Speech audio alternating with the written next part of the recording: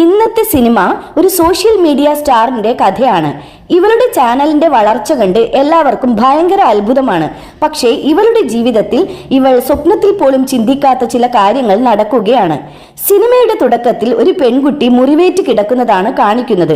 മറ്റൊരു സീനിൽ നമ്മുടെ സോഷ്യൽ മീഡിയ സ്റ്റാർ മാഡിസനെയാണ് കാണിക്കുന്നത്.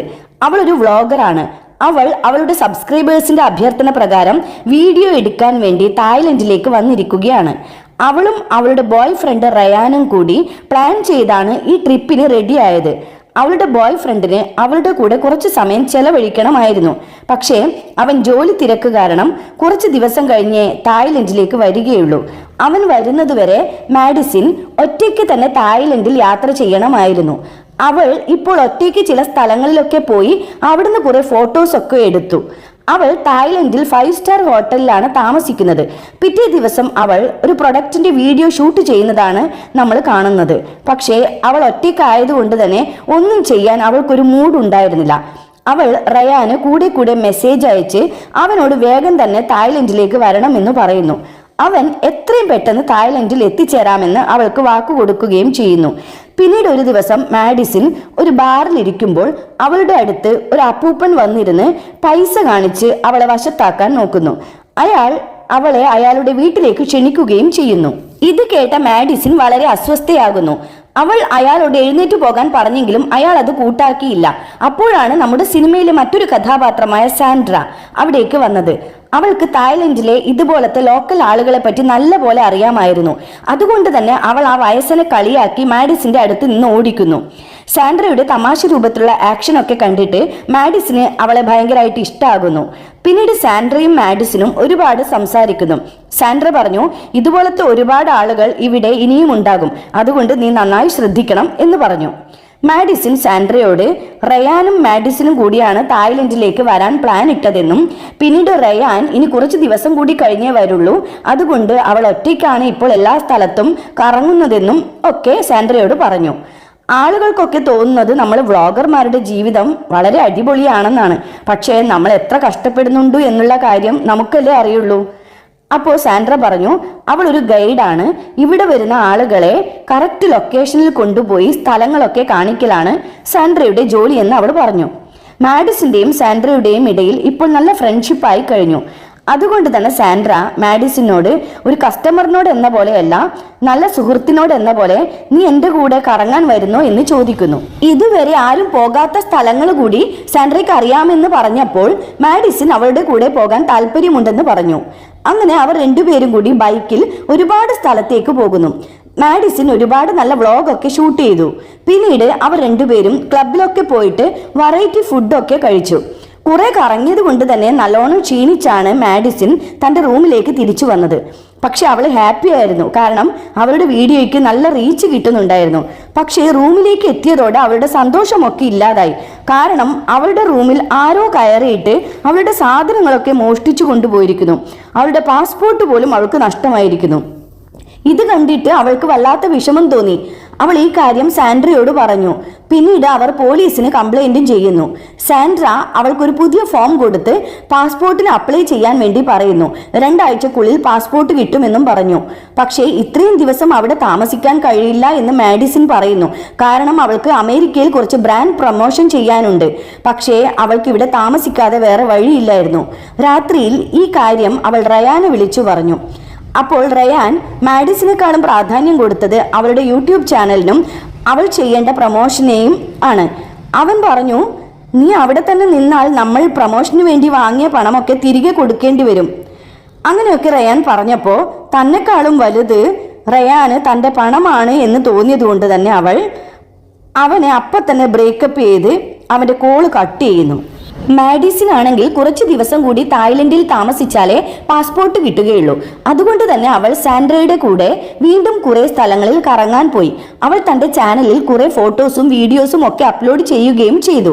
അതിനൊക്കെ മില്യൺ കണക്കിന് വ്യൂസും കിട്ടുന്നുണ്ടായിരുന്നു. മാഡിസിൻ സാൻഡ്രയോട് നമുക്ക് രണ്ടാൾക്കും കൂടി കുറച്ച് ഫോട്ടോസ് എടുക്കാം എന്ന് പറഞ്ഞപ്പോഴൊക്കെ സാൻഡ്ര ഒഴിഞ്ഞു മാറുകയായിരുന്നു പതിവ്. ഇത് മാഡിസിനെ അത്ഭുതപ്പെടുത്തിയിരുന്നു. പിന്നെ അവൾക്ക് തോന്നി സാൻഡ്രയുടെ മുഖത്തെ മറുക കാരണമായിരിക്കാം അവൾ ഫോട്ടോയിൽ നിൽക്കാത്തത് എന്ന്.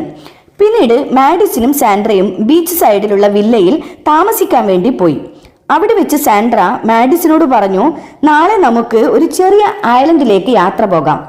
ഇവിടുന്ന് കുറച്ചു ദൂരം പോയാൽ മതി. മാത്രമല്ല ഐലൻഡ് കാണാൻ നല്ല ഭംഗിയുമാണ്. വളരെ കുറച്ച് ആളുകളെ അവിടെ പോയിട്ടുള്ളൂ. മാഡിസിന് തോന്നി അങ്ങനെയാണെങ്കിൽ തന്റെ വീഡിയോയ്ക്ക് നല്ല വ്യൂസ് കിട്ടും.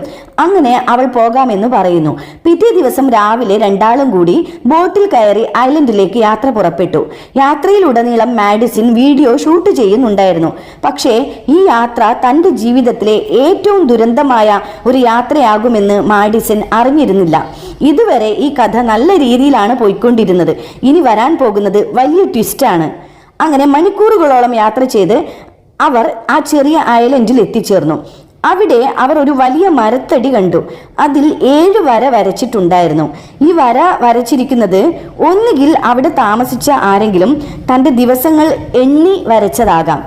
ആർക്കറിയാം ഇവിടെ ആരെങ്കിലും താമസിച്ചിരുന്നുവോ അല്ല കുടുങ്ങിപ്പോയിരുന്നോ ഒന്നും അറിയില്ല. അവിടെ ഇതുവരെ ആരും വന്നിട്ടില്ല എന്നതുകൊണ്ടായിരിക്കാം ആ ഐലൻഡ് കാണാൻ നല്ല ഭംഗിയായിരുന്നു. രാത്രി മുഴുവൻ അവർ തീ കാഞ്ഞുകൊണ്ട് രണ്ടുപേരുടെയും കാര്യങ്ങൾ സംസാരിച്ചു കൊണ്ടിരുന്നു. അവരവരുടെ ഫ്രണ്ട്സിനെ കുറിച്ചൊക്കെ സംസാരിക്കുന്നതിനിടയിൽ സാൻഡ്ര മാഡിസിനോട് ചിരിച്ചുകൊണ്ട് പറഞ്ഞു, ഞാനിപ്പോൾ നിന്നെ ഇവിടെ ഉപേക്ഷിച്ചു പോയാൽ നിനക്ക് എന്ത് പറ്റുമെന്നറിയോ? നീ 3-4 ദിവസത്തിനുള്ളിൽ ഈ ഐലൻഡിൽ കിടന്ന് മരിക്കും. ഇത് കേട്ട് ചിരിച്ചുകൊണ്ട് മാഡിസിൻ പറഞ്ഞു, ഏയ് അതൊന്നുമില്ല. എൻ്റെ ഫോളോവേഴ്സ് എനിക്ക് എന്ത് പറ്റിയെന്ന് അന്വേഷിച്ച് തീർച്ചയായും ഇവിടെ വന്ന് എന്നെ രക്ഷിച്ചു കൊണ്ടുപോകും എന്ന് പറയുന്നു. ഇത് കേട്ട സാൻഡ്ര ചിരിക്കുന്നു. അങ്ങനെ ഓരോ വർത്തമാനം പറഞ്ഞ് അവർ അവിടെ കിടന്നുറങ്ങുന്നു. പിറ്റേ ദിവസം രാവിലെ സാൻഡ്ര താൻ തലേ ദിവസം മാഡിസിനോട് പറഞ്ഞ കാര്യങ്ങൾ യാഥാർത്ഥ്യമാക്കാൻ പോവുകയാണ്. അതെ, സാൻഡ്ര പിറ്റേ ദിവസം അതിരാവിലെ മാഡിസിൻ ഉറങ്ങി എഴുന്നേൽക്കുന്നതിന് മുൻപ് തന്നെ എഴുന്നേറ്റ് മാഡിസിന്റെ ഫോണും കട്ടെടുത്ത് ബോട്ടിൽ കയറി ആ ഐലൻഡിൽ നിന്നും സ്ഥലം വിടുന്നു. ഇനി മുതൽ മാഡിസിന്റെ സോഷ്യൽ മീഡിയ ജീവിതം ആസ്വദിക്കാൻ പോകുന്നത് സാൻഡ്രയാണ്. സാൻഡ്ര വീട്ടിലെത്തി മാഡിസിന്റെ എല്ലാ അക്കൗണ്ടുകളും അവളുടെ ഫോണിന്റെ സഹായത്തോടെ ഹാക്ക് ചെയ്യുകയാണ്. പിന്നീട് സാൻഡ്ര തൻ്റെ ഫോട്ടോസ് എടുത്ത് അത് AI-യുടെ സഹായത്തോടെ മാഡിസിന്റെ രൂപത്തിലാക്കി ചാനലിൽ അപ്ലോഡ് ചെയ്യാനും തുടങ്ങി.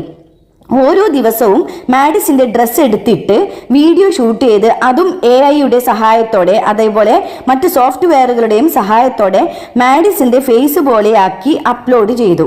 കാണുന്നവർക്ക് മാഡിസിൻ ഇപ്പോഴും വീഡിയോ ചെയ്തുകൊണ്ട് തന്നെ ഉണ്ട് എന്നേ വിചാരിക്കൂ. അങ്ങനെ സാൻഡ്ര മാഡിസിന്റെ ജീവിതം ജീവിക്കാൻ തുടങ്ങി. പിന്നീട് സാൻഡ്ര ദിവസവും വീഡിയോയും ഫോട്ടോസും അപ്ലോഡ് ചെയ്തുകൊണ്ടേയിരുന്നു. ആർക്കും ഒന്നും മനസ്സിലായതുമില്ല. ഇതേ സമയം മാഡിസിന്റെ ബോയ് ഫ്രണ്ട് റയാൻ ഭയങ്കര ടെൻഷനിലായിരുന്നു. കാരണം ഇതാദ്യമായിട്ടാണ് പിണങ്ങിയിട്ട് ഇത്രയും ദിവസമായിട്ടും മാഡിസിന്റെ ഒരു ഫോൺ കോളും റിപ്ലൈയും വരാതിരിക്കുന്നത്. അവനറിയില്ലല്ലോ മാഡിസിന്റെ ഫോൺ ഇപ്പോൾ സാൻഡ്രയാണ് ഉപയോഗിക്കുന്നത് എന്ന്. അവളാണെങ്കിൽ റയാന്റെ മെസ്സേജ് ഒന്നും മൈൻഡ് ചെയ്യാറേയില്ല. കുറെ ദിവസം കഴിഞ്ഞപ്പോൾ സോഷ്യൽ മീഡിയയിലെ ജീവിതം സാൻഡ്രയ്ക്ക് ബോറടിക്കാൻ തുടങ്ങി. അവൾ ഇപ്പോൾ പുതിയൊരു ജീവിതം ജീവിക്കാൻ ആഗ്രഹിക്കുകയാണ്. ഇപ്പോൾ മാഡിസിനും മരിച്ചിട്ടുണ്ടാകുമെന്ന് അവൾക്കറിയാം. സാൻഡ്ര തൻ്റെ അടുത്ത ഇരയെ തേടാൻ തുടങ്ങി. അതെ, മാഡിസിൻ അവളുടെ ആദ്യത്തെ ഇരയല്ല. അതിനു മുമ്പ് അവൾ 3-4 പെൺകുട്ടികളെയും ഇതുപോലെ ചതിയിൽപ്പെടുത്തിയിട്ടുണ്ട്. ആ പെൺകുട്ടികളുടെ ഫോട്ടോസ് നമുക്ക് അവളുടെ സീക്രട്ട് റൂമിൽ കാണാൻ കഴിയും. സാൻഡ്ര എല്ലാം പ്രീ പ്ലാൻഡ് ആയിരുന്നു. അവൾ ആദ്യം മാഡിസിന്റെ കീ കട്ടെടുത്തു. പിന്നീട് അവളുടെ റൂമിൽ കയറി സാധനങ്ങളും പാസ്പോർട്ടും മോഷ്ടിച്ചു. അങ്ങനെ അവളുടെ പ്ലാൻ സക്സസ്ഫുൾ ആയി. ഇപ്പോൾ സാൻഡ്രയ്ക്ക് വേറൊരു പെണ്ണിനെ കിട്ടിയിട്ടുണ്ട്. അവളുടെ പേരാണ് ജെസിക. ജെസിക ഒരു വലിയ പണക്കാരന്റെ മകളാണ്. അവൾ ഇപ്പോൾ തായ്ലൻഡിൽ കറങ്ങാൻ വന്നിരിക്കുകയാണ്. ജെസികയുടെ ഇൻസ്റ്റഗ്രാം സ്റ്റോറിയിൽ നിന്ന് ഇപ്പോൾ അവൾ തായ്ലൻഡിൽ ഏത് ഹോട്ടലിലാണ് താമസിക്കുന്നതെന്ന വിവരവും സാൻഡ്രയ്ക്ക് കിട്ടിയിട്ടുണ്ട്. പിന്നീട് സാൻഡ്രയും അതേ ഹോട്ടലിൽ റൂം ബുക്ക് ചെയ്ത് ജെസികയെ നിരീക്ഷിക്കാൻ തുടങ്ങി. ഒരു ദിവസം ജെസികയും സാൻഡ്രയും തമ്മിൽ കണ്ടുമുട്ടിയെങ്കിലും ജെസിക സാൻഡ്രയെ വലിയ മൈൻഡൊന്നും ചെയ്തില്ല. സാൻഡ്ര പിന്നീട് ഒരു ദിവസം ഇൻസ്റ്റഗ്രാം ചെക്ക് ചെയ്തപ്പോൾ മനസ്സിലായി ജെസികയ്ക്ക് ഇപ്പോൾ ഒരു ബ്രേക്കപ്പ് നടന്നിട്ടുണ്ട് എന്ന്. സാൻഡ്രയ്ക്ക് അവളോട് സംസാരിക്കാൻ അങ്ങനെ ഒരു വിഷയം കിട്ടി. അന്ന് രാത്രി അവൾ ഹോട്ടലിൽ വെച്ച് ജെസികയെ കാണുന്നു. രണ്ടുപേരും ഒരുപാട് സംസാരിക്കുന്നു. ജെസികയ്ക്ക് സാൻഡ്രയെ ഇഷ്ടമാകുന്നു. രണ്ടാളും ഒരുമിച്ച് ഒരുപാട് സമയം ചെലവഴിക്കുന്നു. ഒരു ദിവസം സാൻഡ്ര ഒരു ചാൻസ് കിട്ടിയപ്പോൾ ജെസികയുടെ ബാഗിൽ നിന്ന് റൂമിന്റെ താക്കോൽ കട്ടെടുക്കുന്നു. പിന്നീട് മാഡിസിനോട് ചെയ്ത പോലെ തന്നെ ജെസികയുടെയും റൂമിൽ കയറി അവളുടെ പാസ്പോർട്ട് മോഷ്ടിച്ചു. പിന്നീട് അവൾ തന്നെ പോലീസിൽ കംപ്ലൈന്റ് കൊടുക്കുകയും പാസ്പോർട്ടിനുള്ള ഫോം കൊടുക്കുകയും ഒക്കെ ചെയ്യുന്നു. അങ്ങനെ ജെസികയ്ക്കും തായ്ലൻഡിൽ കുറെ ദിവസം താമസിക്കേണ്ടി വരുന്നു. സാൻഡ്ര ജെസികയെയും കൊണ്ട് കുറെ സ്ഥലത്തേക്ക് കറങ്ങാൻ പോകുന്നു.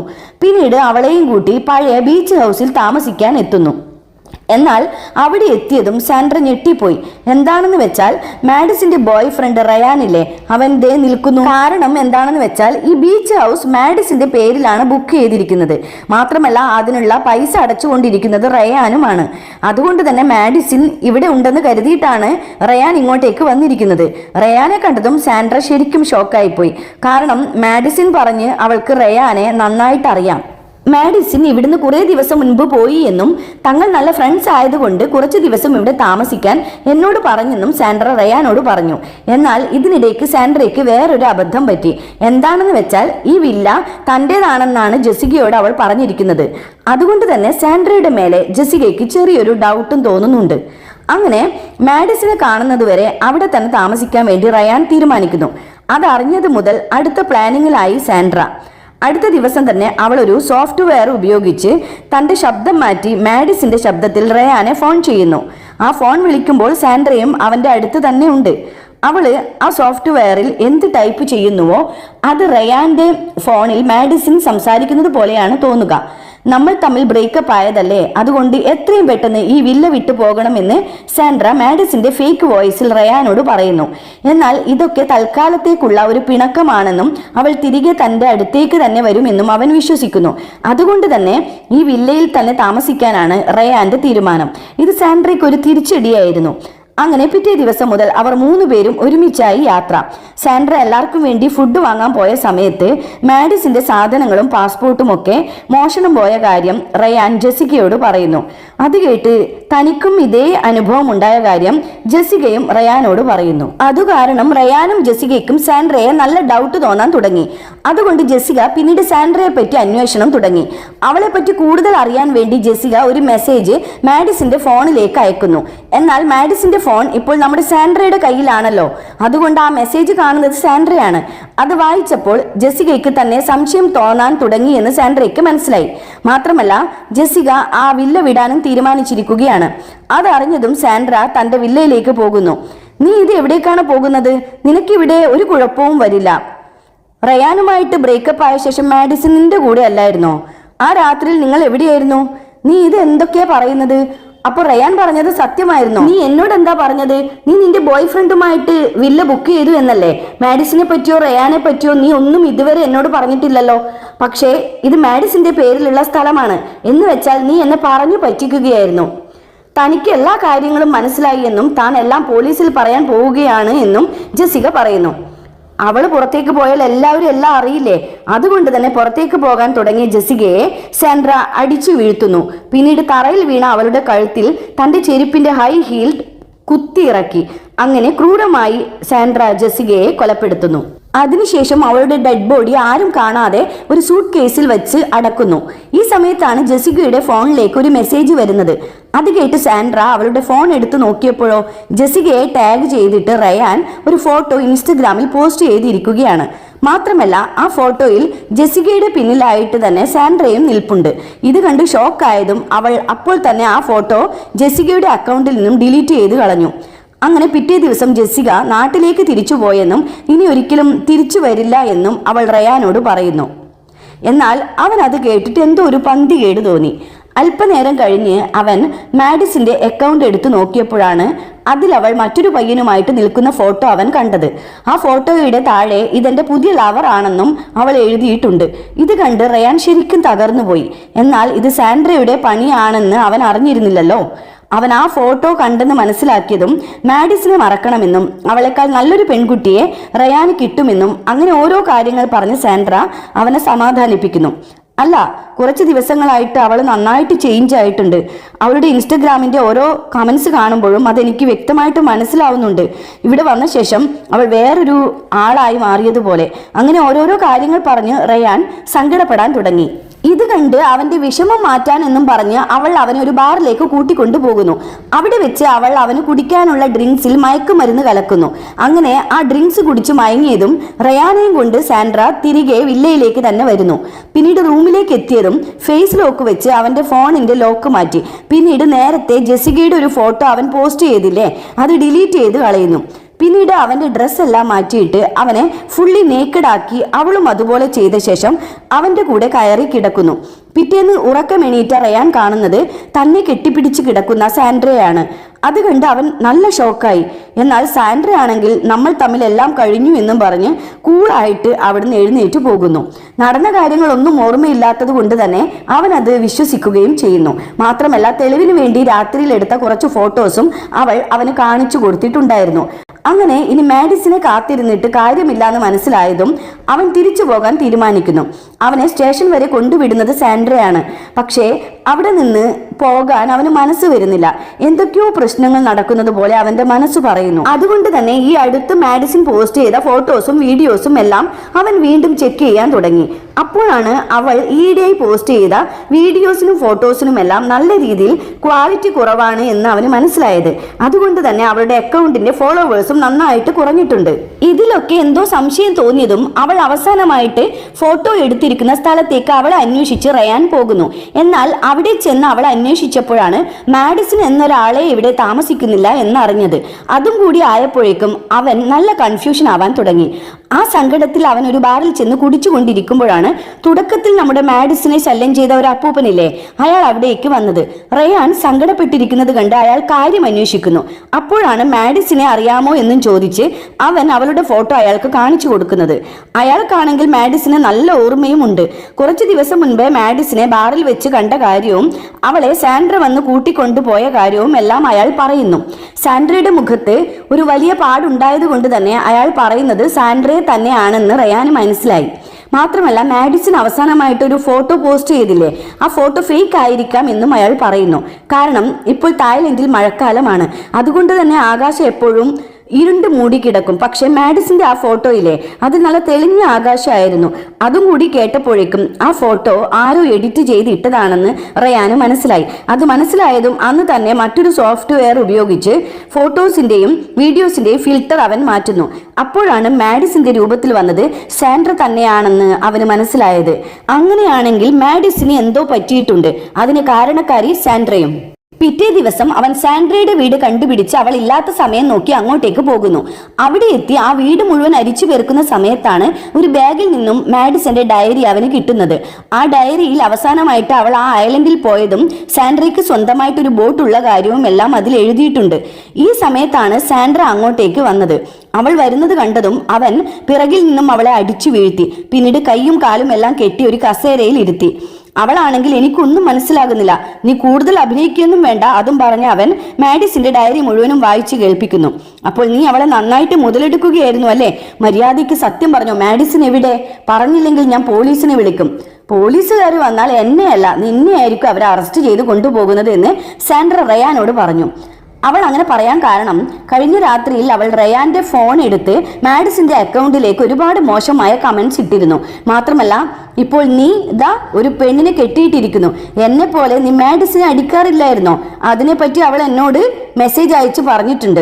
അതുകൊണ്ട് ഇതൊക്കെ കാണിച്ച് ഞാൻ പോലീസിനോട് പറഞ്ഞാൽ അവർ തന്നെയായിരിക്കും അറസ്റ്റ് ചെയ്യുന്നത്. അപ്പൊ റയാൻ പറഞ്ഞു, ശരി, എന്നാൽ ഞാൻ പോലീസിനെ വിളിക്കില്ല, പകരം മാഡിസനുള്ള സ്ഥലത്തേക്ക് നീ എന്നെ കൂട്ടിക്കൊണ്ടുപോകണം.